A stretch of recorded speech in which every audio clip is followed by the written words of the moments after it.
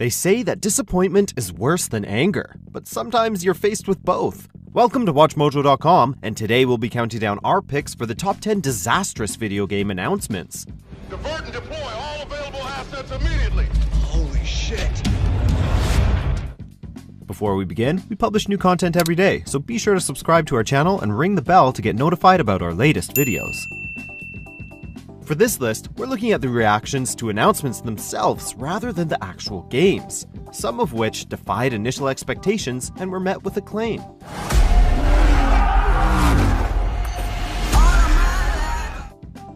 Number 10, Deus Ex: The Fall. But there's something you lack. Mobile games do have a lot of benefits over traditional console and PC experiences, mainly how they can reach a much wider demographic since there's practically nobody who doesn't own a cell phone. But mobile games are only just now catching up to other devices in terms of performance, and in 2013, when Deus Ex: The Fall was announced, there was no way it was going to be as successful or good as its predecessor, Human Revolution. Gamers just didn't want Deus Ex on mobile. Nobody asked for it, and nobody cared. And it took another 3 years for Mankind Divided to finally come out. Isolate and neutralize the target. Please, I beg of you, do not kill me. This man is not a criminal. Number 9, Final Fantasy VII, PC port to PS4.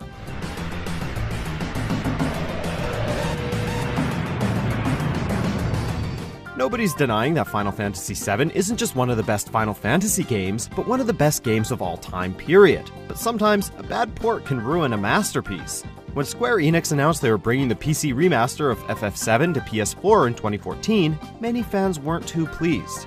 Not that the opportunity to replay a classic, or even play it for the first time if you weren't able to in 1997, is completely wasted, it's just not what many fans wanted. Luckily, a fully fledged remake is due to hit consoles in the next few years.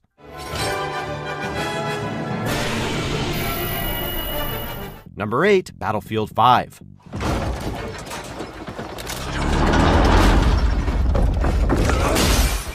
After the phenomenal Battlefield 1, fan expectations grew so high it would be almost impossible to live up to them. That's exactly what happened when the first trailers dropped for Battlefield 5, which quickly became marred with disappointment and complaints. For a start, the initial reveal was part of a long and arguably pointless live event, and then many fans of the series denounced it for featuring women on the front lines. However, many have pointed out that a quick Google search will show you there were plenty of female soldiers in World War II, and added diversity isn't going to impact the actual gameplay whatsoever.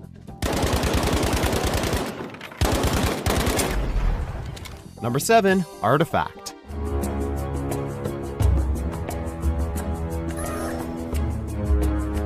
Valve almost never make games anymore. While they were once regularly churning out classics like Portal, Half-Life, and Team Fortress 2, after the hit MOBA Dota 2 released in 2013, the company went dead in terms of new games, choosing instead to focus on Steam. So, there were lofty expectations for Valve's first game in 5 years, until it was revealed to be Artifact, a digital collectible card game based on the pre-established world of Dota 2. It's lacking originality to the extreme, and, despite having the creator of popular card game Magic the Gathering on its side, received only mixed reviews.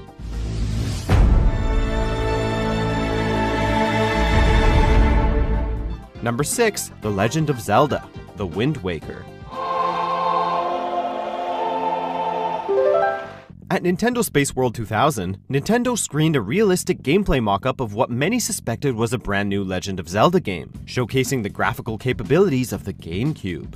However, instead of following this path, the next Zelda title was 2003's The Wind Waker, featuring highly stylized, cel-shaded graphics many fans initially disliked. Thankfully, when the game came out, it was just as good as the others, and its unique art style is now legendary. Similar PR disasters plagued Skyward Sword, however, through an awkward gameplay demo which made it look utterly unplayable. One new item that we have here today. This is a beetle. So this is a beetle that you shoot. Number 5, Command & Conquer Rivals. We'll fire the missile. Takes 2 missiles to destroy the enemy's base and win. This once popular franchise got swept under the rug a long time ago, but sought a revival when a new installment was announced at E3 2018. However, many fans of the original real-time strategy classic feel shortchanged by the fact Rivals is a mobile game. Subsequently, it's been dumbed down from the complex originals in order to find a new audience. Despite its lukewarm reception, however, its pre-alpha is not all bad, and Rivals can hold its own against other popular strategy games like Clash Royale. But EA's ideas to have it be their newest esport don't seem to have much basis in fact. Let's see if In Control can get around to that top corner, able to halt that missile. He does contest the missile, putting it into the yellow position. Number 4, Metroid Prime, Federation Force.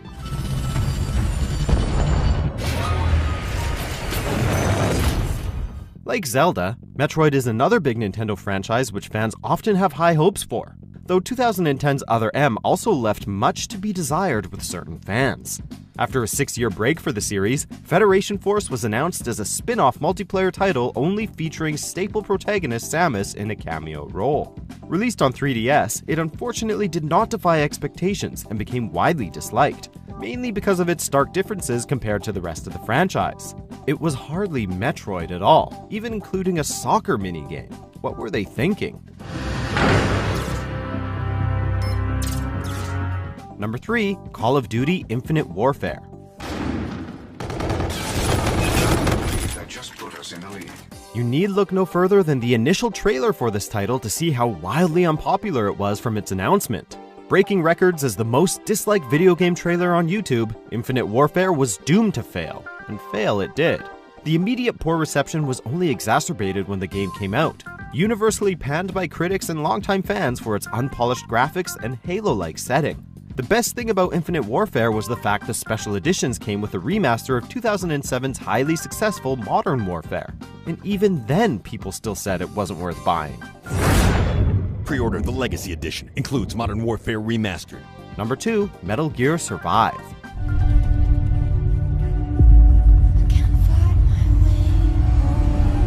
From the beginning, the Metal Gear series evolved under the creative leadership of Hideo Kojima.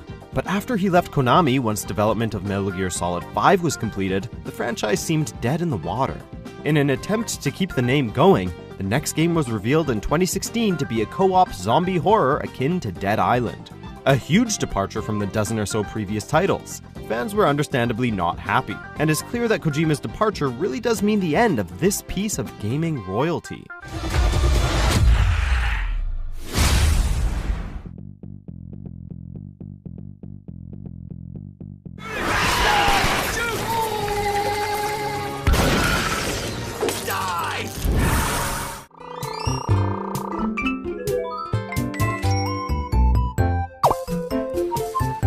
Number 1, Diablo Immortal. Fully fledged Diablo experience on mobile, which everybody will get to play. Blizzard have always been pretty solid at releasing popular, polished games, but the announcement of Diablo Immortal at 2018's BlizzCon almost seems set to end that tradition. A mobile game developed in tandem with Blizzard and NetEase, for some reason, this was the convention's major announcement, much to the ire of fans who play primarily on consoles and PC. As the first whisper of a Diablo sequel since Diablo 3 in 2012, it's immensely disappointing, and was followed by a vicious Q&A session in which one fan even asked if it was an April Fool's joke, which it unfortunately is not. Hey, just was wondering, is this an out-of-season April Fool's joke?